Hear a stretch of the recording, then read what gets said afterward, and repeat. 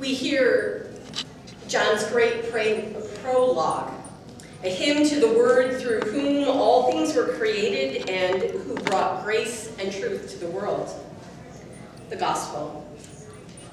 He was in the world, and the world came into being through him, yet the world did not know him. He came to what was his own, and his own people did not accept him. But to all who received him, who believed in his name, he gave the power to become the children of God, who were born not of blood, or of the will of the flesh, or the will of man, but of God. And the Word became flesh and lived among us. And we have seen his glory, the glory as of the Father's only Son, full of grace and truth.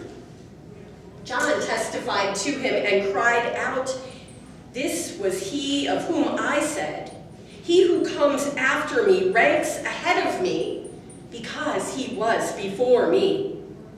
From his fullness we all have received grace upon grace. The law indeed was given through Moses. Grace and truth came through Jesus Christ. No one has ever seen God. It is God, the only Son, who is close to the Father's heart, who has made him known. This is the gospel of the Lord. Praise to you, O Christ. Well, today we embark on this weird kind of day. Today is the second Sunday of Christmas officially, but it's also the 5th of January, right next to the 6th of January, which is Epiphany. Epiphany is when we celebrate the manifestation, the coming of the light, the kings following the star, and so we are kind of caught in that middle. We tried to bridge the gap. You can tell us how well we have done in our worship planning. Today we hear about Jesus, the light of the world. This second Sunday of Christmas, we hear about Jesus in John's Gospel. Now, I love John's Gospel. It is this sweeping epic of a text. It reminds me quite a bit of one of my other favorites in life, movies. I like movies, maybe some of you do too. I have my favorite movies, but they change from week to week or whatever you might ask me. So if you want to ask me afterward, that's fine. Anyone else have one you want to share, recent or older?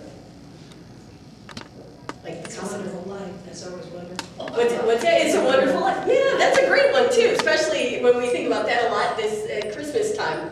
Well, so think about John's Gospel with me here for a moment.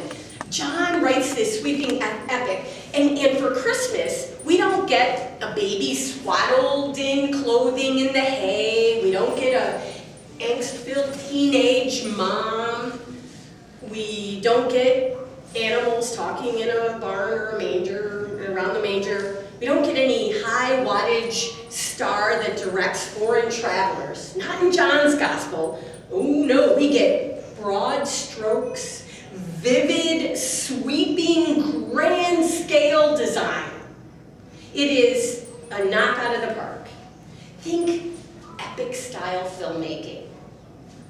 That grand, old, large scale, 3+ hour movies that goes on but takes your breath away. Think Cecil B. DeMille. Think Steven Spielberg compared to Mark or Luke's Disney versions. Now, nothing's wrong with Disney, mind you, but John calls up the awe and wonder at every take. So now, who knows movies? Who likes the movie industry, by and large? Well, maybe you do, maybe you don't, but there's something that we've all kind of grown up with for years. There's lights, camera, action, right? It's been the call on movie sets for years as the beginning of a take or the beginning of a scene that is going to be filmed. Well, I want you to, again, go with me to the movies and take your Christian walk with you. Because I believe Christians live on a world stage where the performance is not make-believe, it's not fake, but it's a profession of a living testimony, where Christ has come, and he's come to be clearly portrayed and seen. And more so, ambitious as it may be, this beyond period pieces and great adventures, we are called to be involved in this grand sweep of the spectacle of the story. From John's very first verse, the stage gets set for the drama of everlasting import. And we are involved. God has come to dwell with us. He is the real deal. So I invite you to pay attention, listen up, don't miss a scene or a second of the action. So, are you ready? Take one. Lights. Now, we in our world today probably forget just how important light is to life.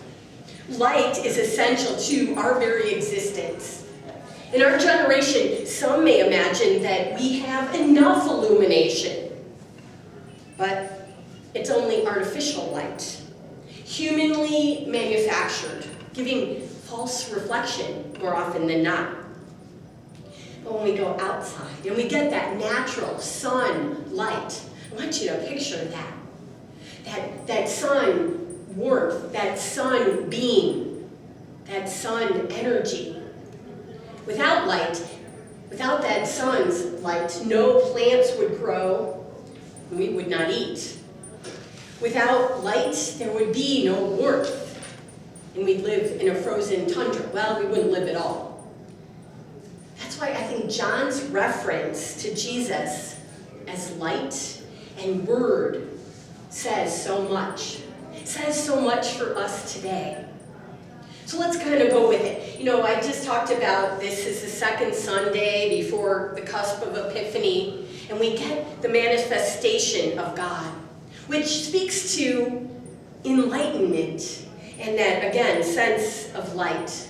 We have the Magi in Matthew's Gospel, which follow the star, and we're told of the light shining in the darkness. We, too, I think, come seeking light in our times of darkness. Each of us, I know, experiences darkness at different moments of our lives. And I know that many of us look at our lives and the changes in our lives sometimes as like a darkness because of not knowing what lies ahead. And so as we sit at the beginning of this new year, I invite you to take a short journey with me. We're on a movie together, and we are going to experience visually, hopefully, what it might be like to be in a sense of lostness. Darkness, when the lights go out and there is no light in the place around us, and we don't know where to go. I want you to imagine that with me for a minute. So let's say we're in a cave. Anybody been in a cave before? Yeah, you're kind of led in there by a guide, right? And they might have one of those nice little helmets on with the light. And at some point in the cave, inevitably, they want you to experience that darkness, so they flip the light off.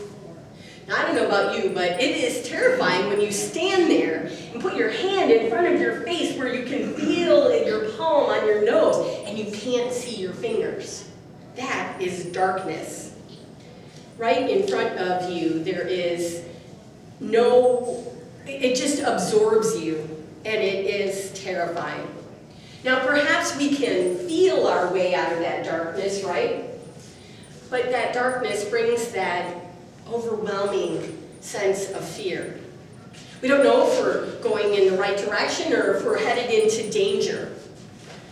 And that world that we live in today has its own forms of that kind of darkness. And much of the darkness we experience in our world today is systemic in nature.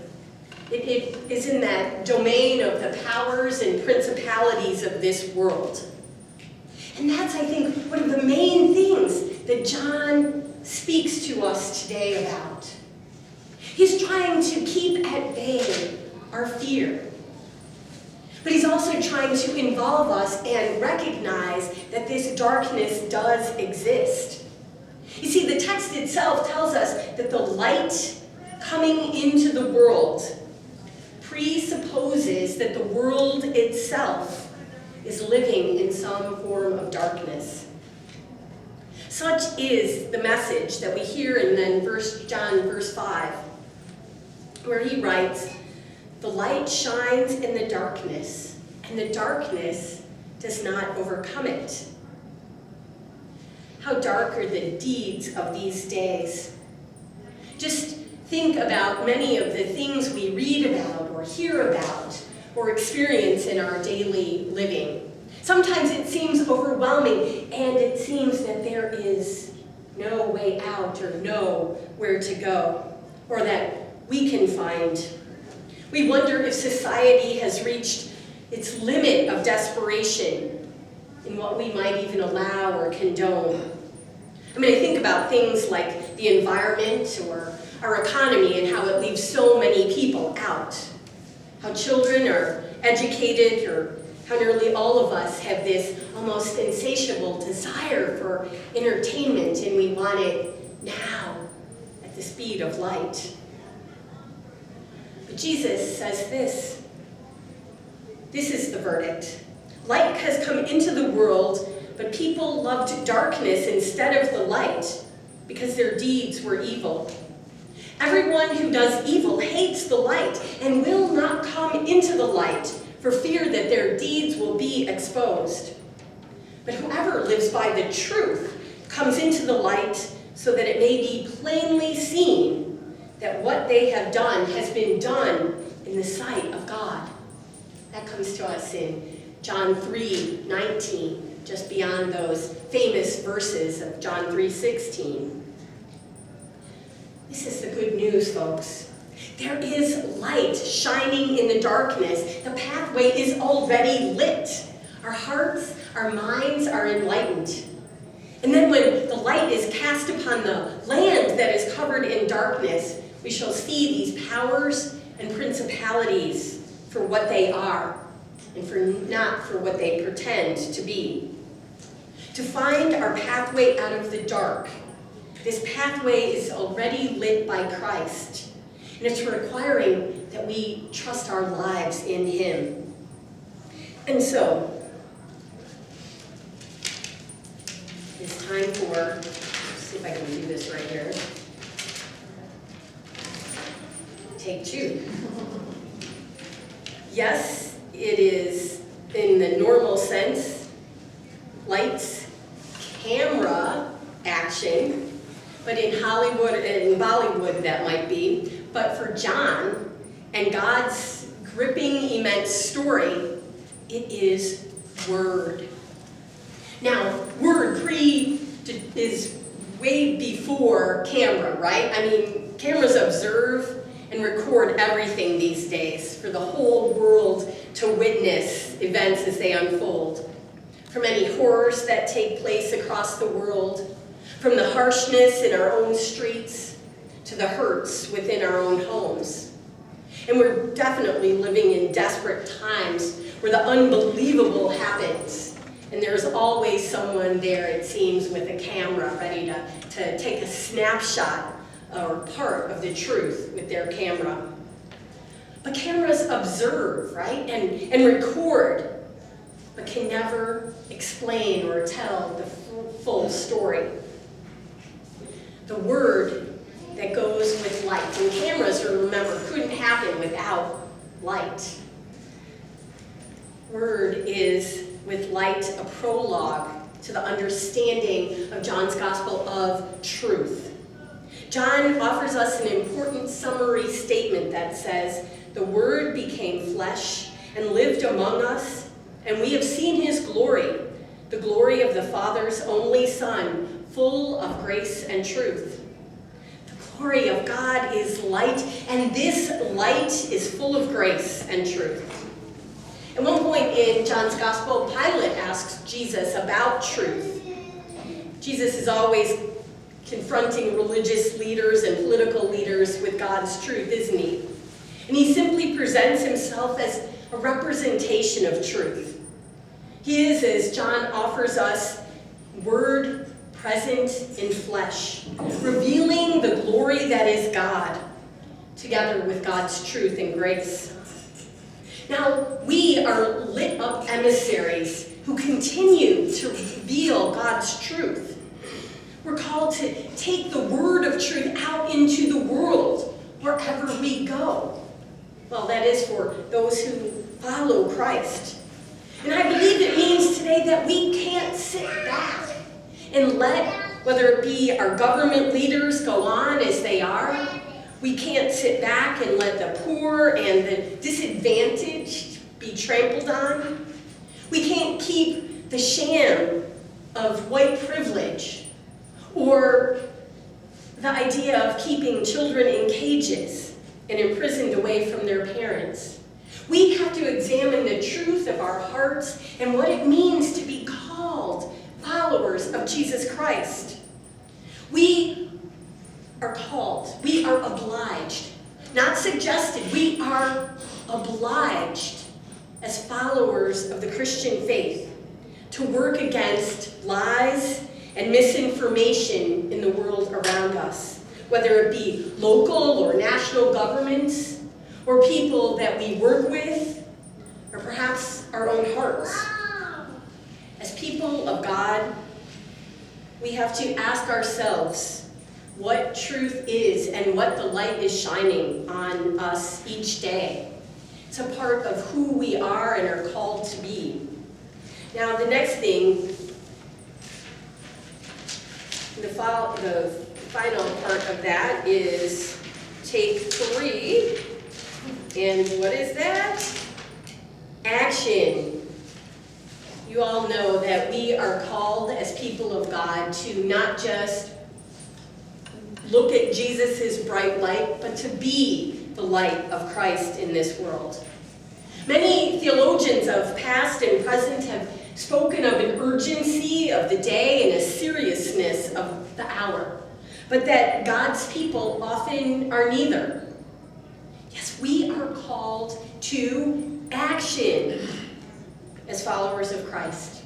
Too often we are distracted by darkness and earthly things, but we cannot afford the luxury of continuing to be asleep in the light. Even circling wagons until Jesus comes again is just not acceptable. Christ is worthy of more.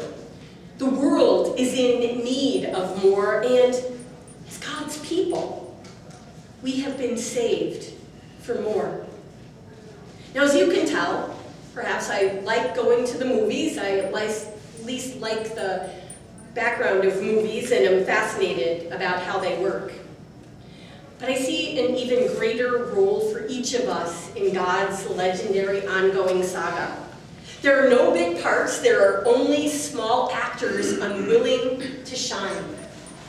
And so as we stand on the beginning of this new year, this is the time when you are invited to ask yourself, will I take action? Will I get involved? Will I identify not as a Sunday pew warmer, but someone who is ready to restore God's credibility to the church and to the world? Maybe your role is to speak out. Maybe it's to quietly pray and be a prayer warrior. Or maybe your character is in the nature to lead our church or our community. Maybe you're the one who is going to dance and lead with joy, so others feel lifted up and loved. Maybe you're more the diplomat type who loves and brings people together. Whatever the role, there are many to be cast, no matter your background, no matter your age, no matter your health, no matter your size. We all are called to be involved. Are you up for the part?